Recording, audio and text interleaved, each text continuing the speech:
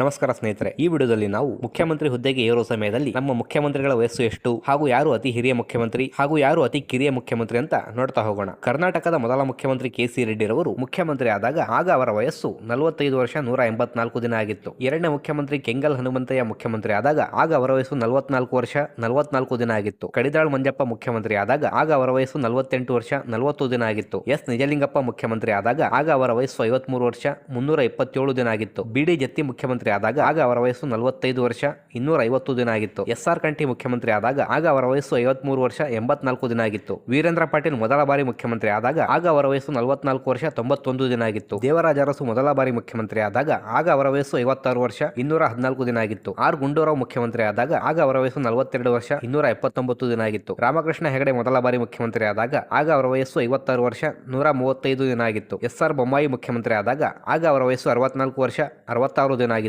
S Bangarappa ಮುಖ್ಯಮಂತ್ರಿ ಆದಾಗ ಆಗ ಅವರ ವಯಸ್ಸು 56 ವರ್ಷ 356 ದಿನ ಆಗಿತ್ತು. ವೀರಪ್ಪ ಮೊಯ್ಲಿ ಮುಖ್ಯಮಂತ್ರಿ ಆದಾಗ ಆಗ ಅವರ ವಯಸ್ಸು 52 ವರ್ಷ 113 ದಿನ ಆಗಿತ್ತು. ದೇವೇಗೌಡರವರು ಮುಖ್ಯಮಂತ್ರಿ ಆದಾಗ ಆಗ ಅವರ ವಯಸ್ಸು 61 ವರ್ಷ 208 ದಿನ ಆಗಿತ್ತು. ಜೆ.ಎಚ್. ಪಟೇಲ್ ಮುಖ್ಯಮಂತ್ರಿ ಆದಾಗ ಆಗ ಅವರ ವಯಸ್ಸು 65 ವರ್ಷ 243 ದಿನ ಆಗಿತ್ತು. ಎಸ್.ಎಂ. ಕೃಷ್ಣ ಮುಖ್ಯಮಂತ್ರಿ ಆದಾಗ ಆಗ ಅವರ ವಯಸ್ಸು 67 ವರ್ಷ 163 ದಿನ ಆಗಿತ್ತು. ಧರಮ್ ಸಿಂಗ್ ಮುಖ್ಯಮಂತ್ರಿ ಆದಾಗ ಆಗ ಅವರ ವಯಸ್ಸು 67 ವರ್ಷ 154 ದಿನ ಆಗಿತ್ತು. ಎಚ್.ಡಿ. ಕುಮಾರಸ್ವಾಮಿ ಮೊದಲ ಬಾರಿ ಮುಖ್ಯಮಂತ್ರಿ ಆದಾಗ ಆಗ ಅವರ ವಯಸ್ಸು 46 ವರ್ಷ 50 ದಿನ ಆಗಿತ್ತು. ಬಿ.ಎಸ್. ಯಡಿಯೂರಪ್ಪ ಮೊದಲ ಬಾರಿ ಮುಖ್ಯಮಂತ್ರಿ ಆದಾಗ ಆಗ ಅವರ ವಯಸ್ಸು 64 ವರ್ಷ 259 ದಿನ ಆಗಿತ್ತು. ಡಿ.ವಿ. ಸದಾನಂದಗೌಡ ಮುಖ್ಯಮಂತ್ರಿ ಆದಾಗ ಆಗ ಅವರ ವಯಸ್ಸು 58 ವರ್ಷ 140 ದಿನ ಆಗಿತ್ತು. ಜಗದೀಶ್ ಶೆಟ್ಟರ್ ಮುಖ್ಯಮಂತ್ರಿ ಆದಾಗ ಆಗ ಅವರ ವಯಸ್ಸು 56 ವರ್ಷ 208 ದಿನ ಆಗಿತ್ತು. ಸಿದ್ದರಾಮಯ್ಯ ಮೊದಲ ಬಾರಿ ಮುಖ್ಯಮಂತ್ರಿ ಆದಾಗ ಆಗ ಅವರ ವಯಸ್ಸು 65 ವರ್ಷ 285 ದಿನ ಆಗಿತ್ತು. ಬಸವರಾಜ ಬೊಮ್ಮಾಯಿ ಮುಖ್ಯಮಂತ್ರಿ ಆದಾಗ ಆಗ ಅವರ ವಯಸ್ಸು 61 ವರ್ಷ 181 ದಿನ ಆಗಿತ್ತು. ಡಿ.ಕೆ. ಶಿವಕುಮಾರ್ ಮುಖ್ಯಮಂತ್ರಿ ಆದಾಗ ಆಗ ಅವರ ವಯಸ್ಸು 64 ವರ್ಷ 19 ದಿನ ಆಗಿತ್ತು. ಇನ್ನು ಕರ್ನಾಟಕದ ಮುಖ್ಯಮಂತ್ರಿ ಆದ ಅತಿ ಚಿಕ್ಕ ವಯಸ್ಸಿನವರು ಯಾರು ಅಂತ ನೋಡೋದಾದ್ರೆ ಅದು ಆರ್ ಗುಂಡೂರಾವ್ ರವರು. ಇವರು ತಮ್ಮ 42ನೇ ವಯಸ್ಸಿಗೆ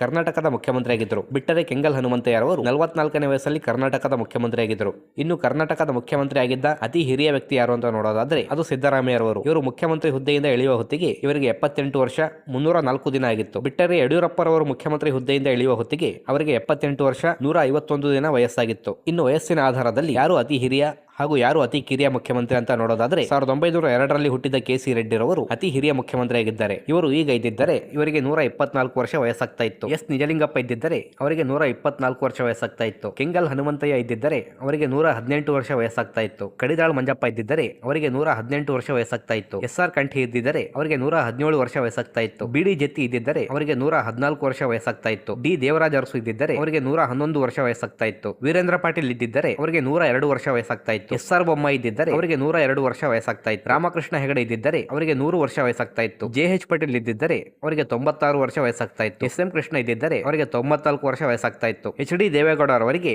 ಪ್ರಸ್ತುತ 93 ವರ್ಷ ವಯಸ್ಸಾಗಿದೆ. ಎಸ್ ಬಂಗಾರಪ್ಪನವರು ಇದ್ದಿದ್ದರೆ ಅವರಿಗೆ 93 ವರ್ಷ ವಯಸ್ಸಾಗ್ತಾ ಇತ್ತು. ಧರಮ್ ಸಿಂಗ್ ಇದ್ದಿದ್ದರೆ ಅವರಿಗೆ 89 ವರ್ಷ ವಯಸ್ಸಾಗ್ತಾ ಇತ್ತು. ಗುಂಡೂರಾವ್ ಇದ್ದಿದ್ದರೆ ಅವರಿಗೆ 89 ವರ್ಷ ವಯಸ್ಸಾಗ್ತಾ ಇತ್ತು. ಎಂ ವೀರಪ್ಪ ಮೊಯ್ಲಿರವರಿಗೆ ಪ್ರಸ್ತುತ 86 ವರ್ಷ ವಯಸ್ಸಾಗಿದೆ. ಬಿ.ಎಸ್. ಯಡಿಯೂರಪ್ಪರವರಿಗೆ 83 ವರ್ಷ ವಯಸ್ಸಾಗಿದೆ. ಸಿದ್ದರಾಮಯ್ಯರವರಿಗೆ 79 ವರ್ಷ ವಯಸ್ಸಾಗಿದೆ. ಸದಾನಂದ ಗೌಡರಿಗೆ 73 ವರ್ಷ ವಯಸ್ಸಾಗಿದೆ. ಜಗದೀಶ್ ಶೆಟ್ಟರ್ ಅವರಿಗೆ 70 ವರ್ಷ ವಯಸ್ಸಾಗಿದೆ. ಎಚ್.ಡಿ. ಕುಮಾರಸ್ವಾಮಿ ರವರಿಗೆ 67 ವರ್ಷ ವಯಸ್ಸಾಗಿದೆ. ಬಸವರಾಜ ಬೊಮ್ಮಾಯಿ ರವರಿಗೆ 66 ವರ್ಷ ವಯಸ್ಸಾಗಿದೆ. ಇನ್ನು ಪ್ರಸ್ತುತ ಮುಖ್ಯಮಂತ್ರಿಯಾಗಿರೋ ಡಿ.ಕೆ. ಶಿವಕುಮಾರ್ ಅವರಿಗೆ 64 ವರ್ಷ ವಯಸ್ಸಾಗಿದೆ. ಹಾಗೂ ಇವರೇ ಅತಿ ಕಿರಿಯ ಮುಖ್ಯಮಂತ್ರಿ ಆಗಿದ್ದಾರೆ. 24 ಜನ ಮುಖ್ಯಮಂತ್ರಿಗಳಲ್ಲಿ 19 ಜನರು ಸ್ವಾತಂತ್ರ್ಯ ಪೂರ್ವದಲ್ಲೇ ಹುಟ್ಟಿದ್ದರು. ಸ್ವಾತಂತ್ರ್ಯ ಬಂದು ಕೆ.ಸಿ. ರೆಡ್ಡಿ ಮೊದಲ ಮುಖ್ಯಮಂತ್ರಿಯಾಗಿ ಪ್ರಮಾಣ ವಚನ ಪಡೆದುಕೊಂಡ ಸಂದರ್ಭದಲ್ಲಿ ಕರ್ನಾಟಕದ 5 ಮುಖ್ಯಮಂತ್ರಿಗಳು ಇನ್ನೂ ಹುಟ್ಟಿಯೇ ಇರಲಿಲ್ಲ. ಸೊ ಇದಾಗಿತ್ತು ಸ್ನೇಹಿತರೆ, ಯಾರು ಕರ್ನಾಟಕದ ಅತಿ ಕಿರಿಯ ಹಾಗೂ ಅತಿ ಹಿರಿಯ ಮುಖ್ಯಮಂತ್ರಿ ಅಂತ ತಿಳಿಸಿಕೊಡುವಂತಹ ಪ್ರಯತ್ನ. ನಮ್ಮ ವರದಿ ಇಷ್ಟ ಆಗಿದ್ರೆ ಲೈಕ್ ಮಾಡಿ, ಶೇರ್ ಮಾಡಿ ಹಾಗೂ ನಮ್ಮ ಚಾನಲ್ ಅನ್ನು ಸಬ್ಸ್ಕ್ರೈಬ್ ಮಾಡ್ಕೊಳ್ಳಿ.